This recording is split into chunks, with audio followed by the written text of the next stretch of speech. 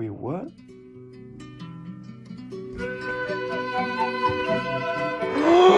Fuck! I got it! I got it right back!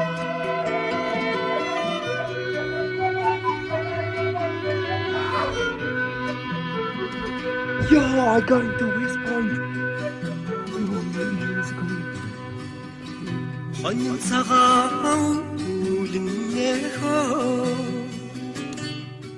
Монголоор явах ба англиар явах уу? Монголоор Монгол хотны зуурх юм уу те? Монгол хотны зуурх юм уу? Та гоё slow motion дээр ард нь адууны дүрс мөрс оруулаад. Энэ ороод Нөгөө тийм Монгол аянууд сэрсэн талмал. гоё танилцуулаад. Бүр шууд ингэх юм уу те? Окей. За намайг би ч одоо намайг Тансаг Мэргэн гэдэг. Тэгээд 2024 оны Gobi Scholars-ийн 12 Scholars хөтөлбөрийн төгсөгч.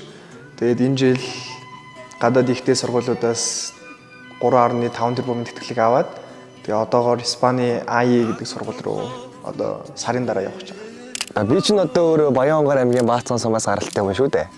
Тэгээд өвөө эмээ дээр 12 жил хамт амьдарсан. Тэгээд эмээ өвөө дээр өсгөн үртэл нэг жоохон өөр чадварууд ч юм уу, өөр харах өнцгөөдөөс олгодог байсан. Тэгээд тэнд барилдад сурсан, жудогийн клубч явдаг байлаа. Тэгээд саксд сурсан, амар олон юм сурсан.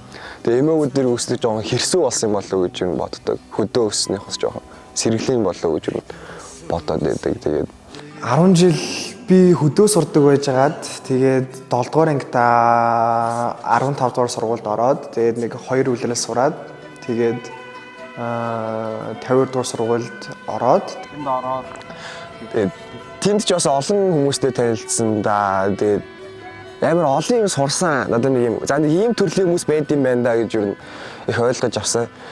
Тэгээд би ч нөөрөө юм угаасаа нэг юм одоо тийм амар нээлттэй биш байсан гэх юм уу. Зүгээр л амжаас зүгээр байдаг л хүн бай. За зүгээр байдаг л ангид нэг тийм 2 дугаар садааны дунд суудаг гайуд шиг л гай байсан ба.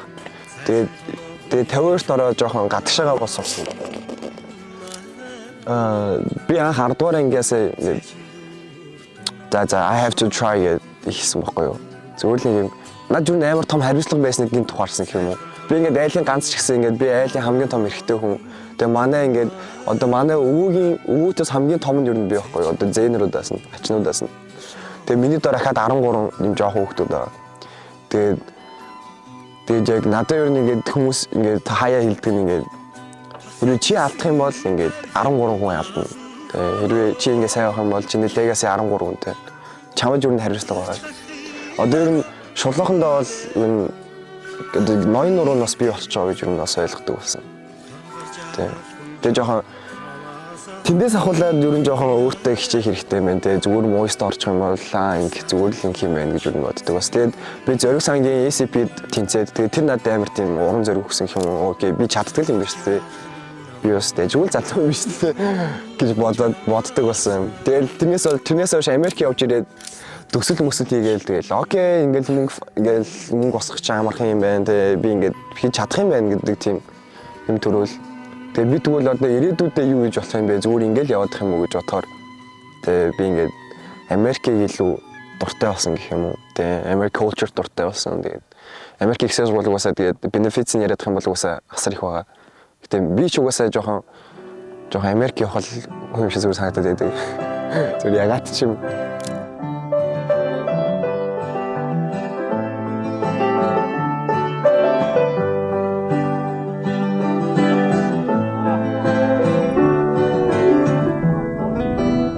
What was like your first impression?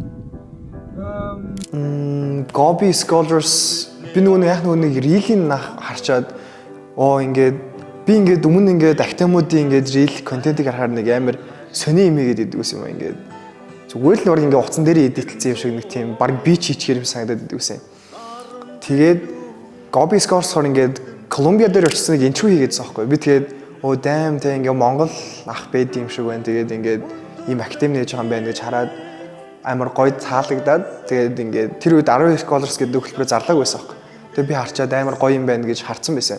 Тэгсэн чи яг нэг 8 хоногийн дараа ч үлээ нэг 2-7 хоногийн дараа boot camp-а зарлаад Тэгээд үн төлбөргүй гэхээр нь заавал апплайд гэж бодоод яг дедлайн дуусгах нь яг тэр өдөр нь апплайдаад тэгээд ороод байжсэн чинь нөгөө bootcamp-ийг ботсон байсан яг үндэ 12 scholarship ингээд сонгон шалралт маягийн байсан. Тэгээд somehow азар юм уу эсвэл тэгээд 12 scholarship мэдээд тэгээд орсон да.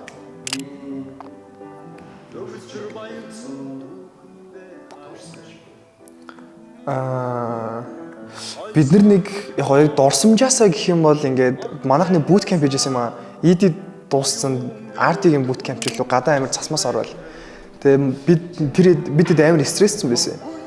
Тэгээл за гадаагаар салхилъя тэгээд маа нэг мөнө гэдэг нэг найз үүдэн. Тэгээ мөнө би үлдлээ тэгээд бид хоёр нэг үлдсэн. Тэгээ тэр үед тэд нар ингээд доор ингээд цас масан дээр тоглож моглоод бид нар ингээд маа нэг актемийн камераар ингээд дээрээс нь ингээд бичлэг хийж мэгээл бид хоёр нэг худлаа кино шиг юм хийж мэгээл инээлэл. Тэгээ тэр үед би гармаар байсан ч боловч ядаа ингээд за найзаа ганцаар ингээд үлдээж явах гэдэг гэсэн нэг тийм ч юм уу.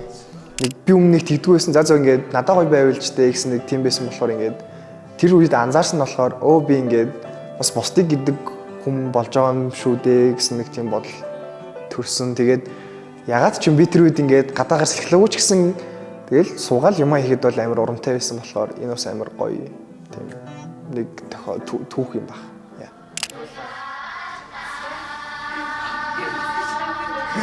Юу ч болохгүй уусаа би ойлгохгүй зөв юм болоод арай.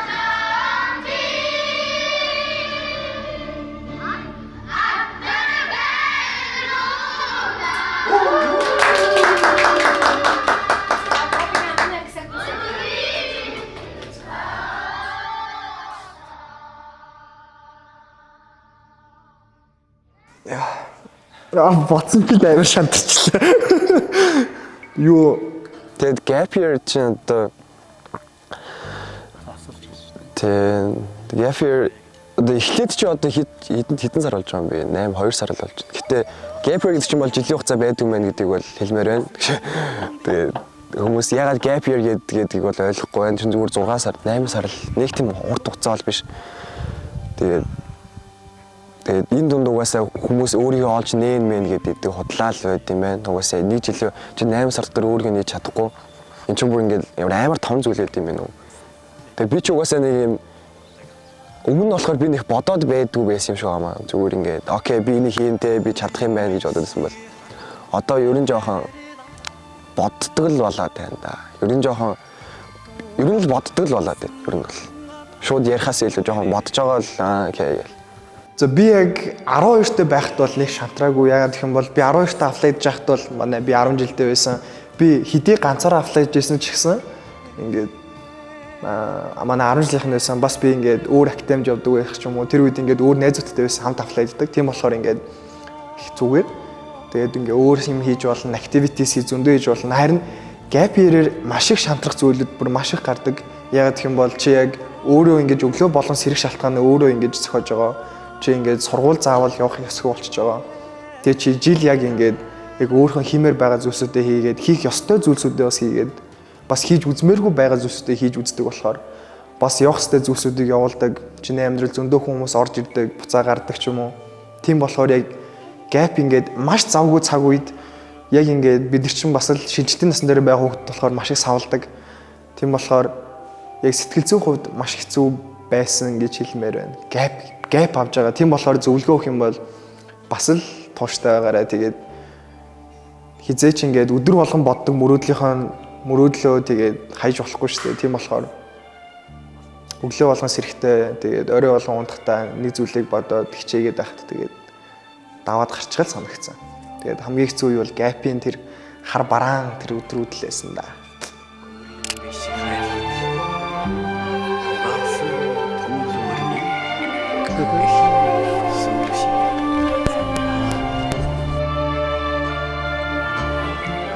Яг Gobi Scholars бол угаасаа л бусад академиудтай адилхан ECT заана, адилхан IELTS заана, адилхан college application заана. Гэхдээ энэ газрыг яг юу онцгой болгодог вэ гэхээр ингээд бүх хүмүүс ингээд нэг амар нарийн холбогдсон юм байдаг юм санагддаг.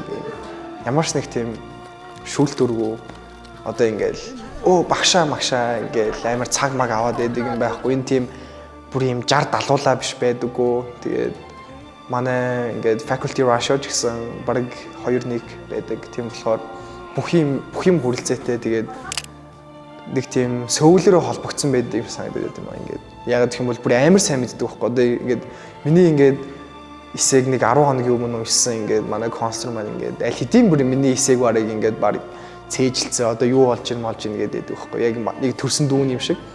Тийм болохоор энэ л онцгой. Би ингээд өөр газруудыг байж ч үзсэн, тэгээд сонсч үзсэн. Гэтэ би ингээд зүгээр миний бодлоор тэр нь л өөр байх гэж бодож байна. Гэтэ яг ийм хүүхдүүдийн ярих юм бол зүгээр энэ яг зүгээр за мэдгүй нэг юм олон өөр төрлийн амьтны спешиусуудыг зүгээр ингээд нэг газар ингээд цуглаа. Нэг амьтны үлдэнтэр нэг юм тэр хийж байгаа юм. Нач муу сайн.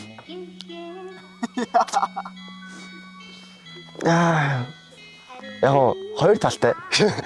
За нэг юм элдний хоёр юу шиг. Тэгээд чинээс амар юм олон юм сурч аав. Одоо ингээд тэгээ энэ хүмүүс бас ингэж хийд юм биш үү? Би бол ингээд орж яваас гайхаж байгаа. Ямар амар академик вебнүүд үү те бүр систем үр яг яа гэдэг юм бэ те. Тэгээ яг хичээлээс ер нь миний бодлоор бараг багш нараас илүү хүүхдүүдээс илүү сурд юм дөө. Тэгээ community service. Тэгээ сайн тал нь бол тийм л байна. Чи суралцсан тэгээд магадгүй чи амьдралынхаа сайн найзыг бол эндээс олж аавна. Тэгээ магадгүй хамт ингээд бизнес эхлүүлж байгаа найзаагаа ч олж болно. Яг шонхлоо дээр шиг тийм ээ. Говьд орох гэж байгаа сурагч байвал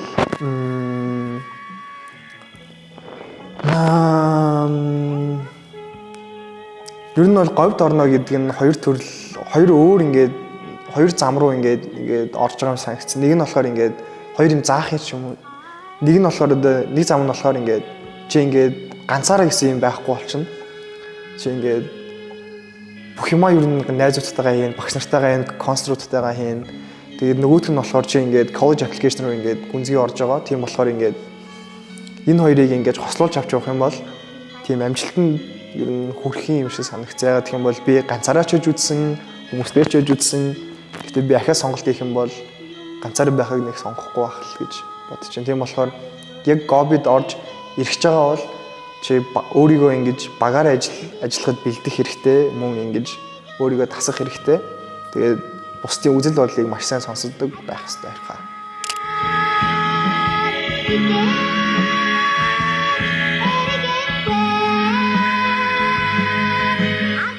Ер нь бол тууштай байдал бол бүх зүйл гэж хэлмээр байна. Яг гэх юм бол би нэр бүхий ингээд Монголын 2 ахтамаас 6 удаа reject-лүүлж байсан. Тэгэл 8 10 удаа accepted болж байсан ч гэсэн financially болдгоо байсан болохоор ингээд явдгоо байсан. Тэгээд би зориг сангийн бас нөлөө бүхий бас хэдэн хөтөлбөрт ингээд тэнцээгүй байсан ч гэсэн намайг дараа нь панелистээр үрсэн ч юм уу.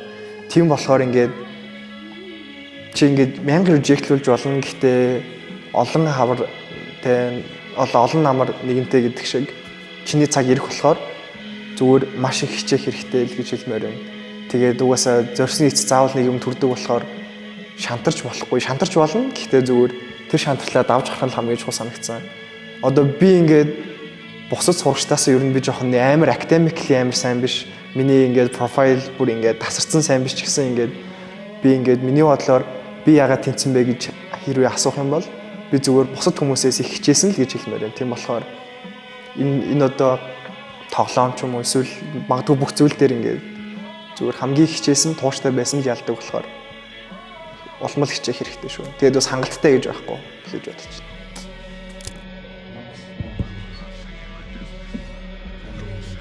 За харцгаая, мэйл шалгацгаая.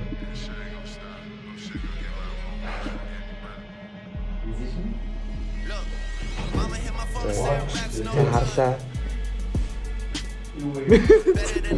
Дараа тэрэн гал.